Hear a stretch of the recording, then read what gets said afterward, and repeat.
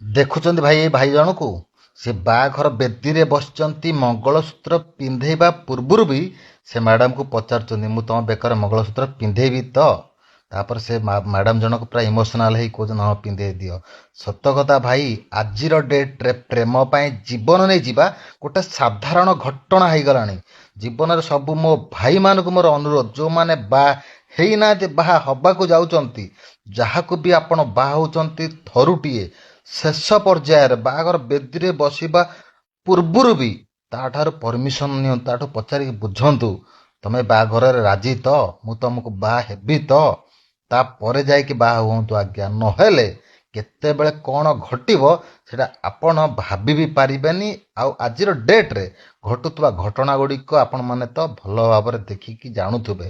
ତେଣୁ ମୋ ଭାଇମାନେ ଜୀବନରେ ବାହାଘର ବେଦୀରେ ବସିବା ପୂର୍ବରୁ ବି ଥରୁଟିଏ ସେ ଝିଅର ମର୍ଜି, ସେ ଝିଅର ଇଚ୍ଛା ପଚାରିକି ବୁଝନ୍ତୁ, ନହେଲେ ବହୁତ ଅନୁତାପ କରିବେ।